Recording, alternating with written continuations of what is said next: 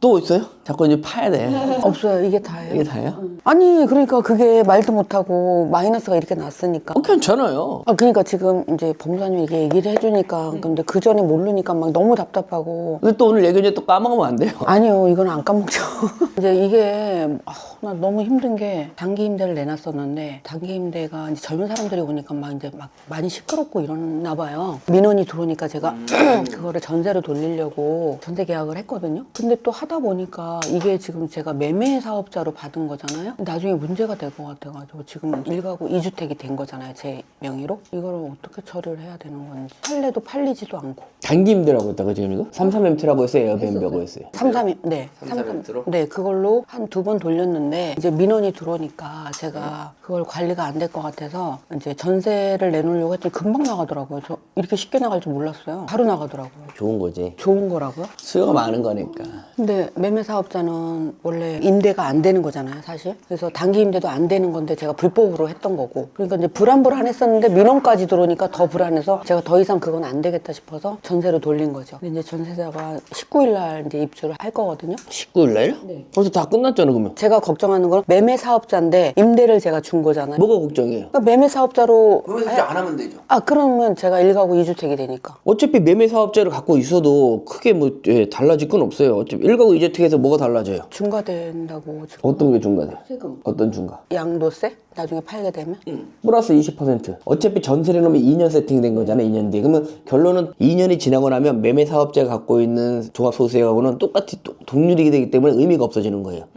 2년이 지나고 나면 우리가 단타로 팔았던 매매 사업자와 2년 지나고는 일반으로 팔았을 때 종합소득세율이랑 똑같아져요. 세율이 똑같아져, 2년이 지나면. 전세는 없다는 건 2년이 됐다는 소리란 말이에요. 그죠? 2년이기 때문에 2년 뒤에는 일반으로 팔거나 매매 사업자로 팔거나 세금이 똑같아요, 그냥. 1년 이내 했을 때가 77%, 1년에서 2년이면 66%의 단기 매도한 그 차이가 있기 때문에 이렇게 하는 건데 2년이 지나고 나면 일반이나 이거랑 똑같아요. 세율의 차이가 없어. 다만 아까처럼 2년 뒤에 팔을 때 뭐가 문제냐면 이제 내년 5월 9일에 중과세 부분에 2가구 된 부분에 하게 되면 플러스 20%는 있어요. 일반 세율에 플러스 20%는 나타날 수는 있다. 업이 된다는 거. 네, 이 플러스 20% 규제 지역이 묶였기 때문에 이 서울이잖아요, 망원이. 그래서 플러스 20% 되긴 되는데 지금 방법이 없는 상황이라면 20%만 주면 되는 거죠, 뭐. 그러면 제가 그 차액에 대한 20%가 되는 거죠?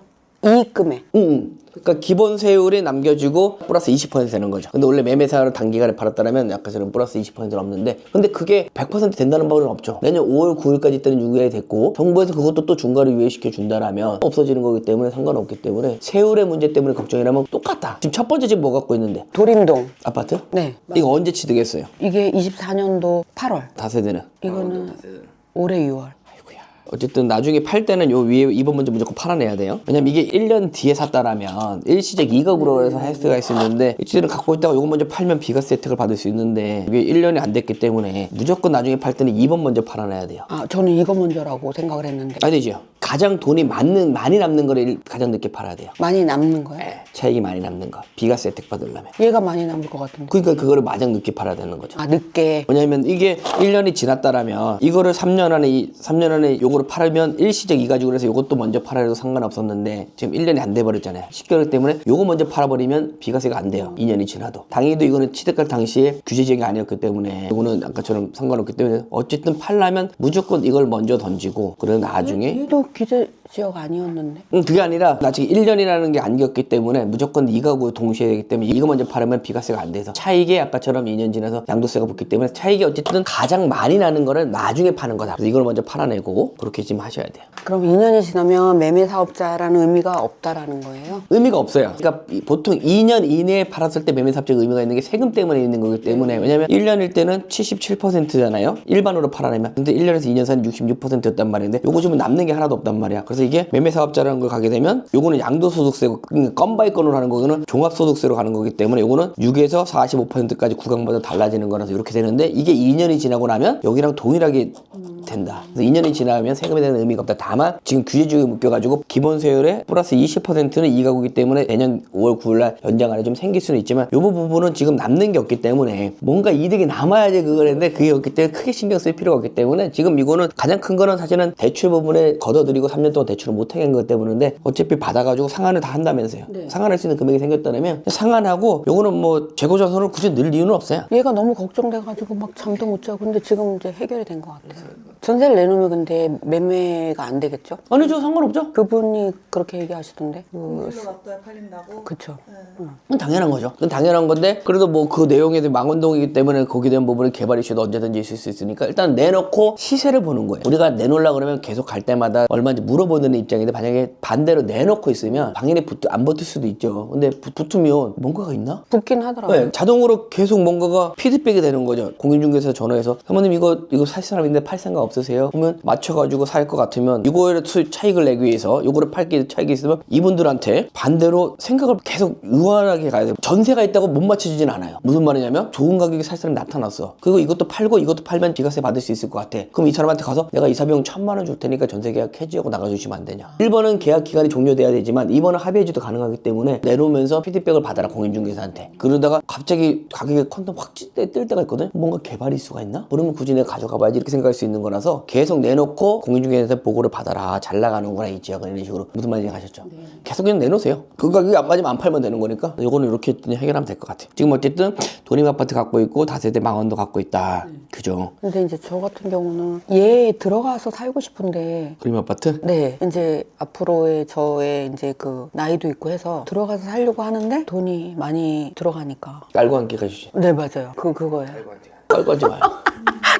그럼 깔고 앉지 말아요. 가족이라면 가족의 그거를 위해서 가지만 투자를 안 한다고 모르겠지만 투자를 할 건데 이게 지금 얼마예요 시세가? 많이 오르긴 했더라고요. 얼마예요? 요번에 매매가 됐는데 8억 얼마에 매매가 됐대요. 근데 그거를- 난 그거 믿어지지가 않아. 아니 그 금액을 깔고 앉아갖고 사실은 사람의 그 부분은 중요하긴 해요. 제가 뭐 투자하는 사람일 때 다 깔고 앉지 말고 무조건 월세 사라 이렇게 얘기하진 않거든요. 왜냐면 사람이라는 게 제가 살아보니까 뭔가 일을 하려고 힘을 내려면 어쨌든 잠자리도 괜찮아야 되고 이렇게 편안하게 돼야 되는데 하는데 이거를 8억을 깔고 앉으면 사실은 쉽지 않은 게 차라리 저라면 전세 놓고 전세금 받아갖고 그중에 절반 부분에서 전세로 가서 그냥 살라고 얘기하지 않을까. 도림 아파트나 뭐 뒤쪽에 보시면 뭐 괜찮잖아요. 서울대교 입구 쪽으로 좀 저렴한 것들 아파트도 있으니까 힘들이. 전세 받아서 그게 절반은 투자 쓰시고 절반은 안정적으로 할 수 있는 게 있다. 3룸이잖아요. 네, 맞아요. 근데 이게를 8억짜리면 4억 정도는 전세를 받을 수 있으면 2억 정도는 투자로 다니고 2억 정도는 그런 것도 안정적으로 중요하니까 혼자면 서울대교 뒤쪽에 보면 깨끗한 것도 2억 정도의 전세금으로 하는 게 있어요. 월세 한 2억에 뭐 30에서 이런 식으로 해서 그걸 깔고 앉지는 말아라. 네, 그렇게 했으면 좋겠어요. 참고할게요. 네, 그래서 그렇게 하시면 되고 요거는 뭐 그냥 가시면 되고 안타깝긴 하지만 그죠? 나중에 그러니까 이게 그거예요. 지금 제가 여쭤보고 싶은 게 지금 8억 얼마에 팔렸다고 그게 뜨더라고요. 그래서 저도 이번 참에 그냥 팔아버릴까 이 생각도 들더라고요. 근데 지금 팔으면 비과세가 안 되잖아. 아니 그러니까 지금 말고 이제 얘가 8월이면 2년 되잖아요. 내년. 안 되잖아요. 내년? 응. 안 돼요? 이거 앞에 갖고 있잖아요 지금 이거. 먼저 팔아야지. 그래서 얘를 먼저 팔라구나. 이게 1년 뒤에 샀으면 참 좋았을 텐데 안 되기 때문에 2년 뒤에 이거를 팔아버리면 비과세가 종합세 나와갖고 차익에 대한 부분 1억, 4억이면 한 35% 나왔거든요. 1억 4천만 원을 양도세를 내야 돼. 비과세면 0원 내야 되는 건데. 그럼 얘는 3년 후에나 팔아야 되겠네요. 아니 이걸 먼저 팔고 정리를 하고 이걸 가야 돼. 연수하고 상관없어? 네. 이게 있는 상황에서는 계속 이중이기 때문에 근데 순서가 되게 중요하기 때문에 이거는 뭐 아까처럼 이거를 없애고 이거를 팔 준비를 하셔야 돼요. 그래서 이거를 손해만 안 본다면 그래서 빨리 던지라는 이유가 어차피 손해가 안 본다면 던지고 요거 남았을 때는 2026년 8월 이후부터는 팔면 비과세가 0원이 되기 때문에 그래서 이거는 이제 순서가 중요해. 그냥 막 팔아버리면 1억 이상 나와요. 지금 뭐 얼마에 샀는지 모르겠으나 가장 많이 남는 거를 가장 늦게 팔아야 되는 상황이다 보시면 될 것 같아요. 또 뭐가 문제예요? 그리고 저기 천안에 오피스텔 하나를 그거는 그냥 명의만 줬는데 지금 그거 1억인가에 제 명의로 했는데 지금 6천인가 그렇대요. 이거 상업 주거로 업무용으로 돼 있어요? 아니면 지금 주거로 쓰고 있어요? 주거로 쓰고 있는 거죠, 그분이. 전입이 돼 있어요? 네, 전세로. 그러면 3주택이에요. 저요? 네. 이거 주택수로 안 들어간다던데. 취득세 부분에 상관없지만 양도세 할 때는 1, 2, 3이 돼버려요. 언제 샀어요 이거? 20년 이후 이전. 20년. 8월 이전. 그거는 정확히 모르겠어요. 2020년 8월 때 규제가 이게 백이면서 이전에 산 거는 상관없는데 이후에 산 거는 주거로 사버리면 1, 2, 3이에요 3. 그럼 이거 팔려면 이거 다 처리해버려야 돼. 저라면 깔끔하게 할 수 있는 방법은 이렇게 하겠어요. 만약에 처리할 때 어차피 그 의미 없잖아요. 마이너스 4천 났잖아요. 수익 날 때 같은 애 그냥 같아 팔아버려요. 그러면 딱 상계 처리하고 끝나잖아. 그래요? 여기서 만약에 그날에 4천만 원이 마이너스 났을 거잖아요. 그럼 여기 4천만 원 플러스 나버리면 그 한 해에 처리해버리면 둘이 4천이 영원히 될 수 있기 때문에 지금 봐서 아시다시피 지방 오피스텔은 이게 올라가는 게 한계가 있어요. 그래서 이걸 처리를 하려도 지금 어떻게 해야 될지 몰라서 이제 의논을 하고. 나중에 수익 날 거 있으면 이거 계속 났다가 같이 처리할 수도 있어요. 이거를 도립 아파트 지금 팔 생각이라면 이 한 해에 수익 나는 거랑 이거랑 상계 처리해서 한 해에 끝낼 수도 있어요. 이게 7억이잖아요. 8억에 팔아버리면 1억이 남잖아요. 그죠? 1억이 남으면 3,500만 원 내야 되거든요, 세금. 근데 그건 마이너스 4천만 원 내기 때문에 이런 식으로 퉁쳐갖고 정리하는 한 달에 정리할 수도 있어요. 일단은 다 내놓으세요. 다 어차피 다 가져갈 생각이 없으신 것 같으니까 다 내놓으세요. 열심히 내놓고 일단은 중개사님한테 피드백 받으면서 운이 좋아서 타이밍 맞춰서 동시에 두 개 나갈 수 있는 상황이라면 계산기 두드려서 굳이 뭐 세금 낼 게 없다면 그냥 정리를 해버려요. 그냥. 이게 얘까지 포함이 되는 거예요? 네, 보면 주거잖아요. 양도할 때는. 아, 양도할 때. 취득세는 어쨌든 무조건 4.6이지만 보유할 때는 주거가 실질적인 주거기 때문에 보유세는 나올 거예요. 양도할 때는 주거기 때문에 다 어쨌든 실질적인 과세예요. 취득세는 형식적인 과세를 내지만 그 이외에 보유세, 양도세는 다 실질적인 과세이기 때문에 또 있어요? 자꾸 이제 파야 돼. 숨기는 거라면 또 있어요? 없어요. 이게 다예요. 이게 다예요? 아니 그러니까 그게 말도 못하고 마이너스가 이렇게 났으니까. 괜찮아요. 마이너스 나면 플러스 나는 데서 한 해 차에서 퉁치면 돼요. 아 그러니까 지금 이제 법무사님이 이게 얘기를 해주니까 근데 그 전에 모르니까 막 너무 답답하고. 이거 또 오늘 얘기 또 까먹으면 안 돼요. 아니요, 이건 안 까먹죠.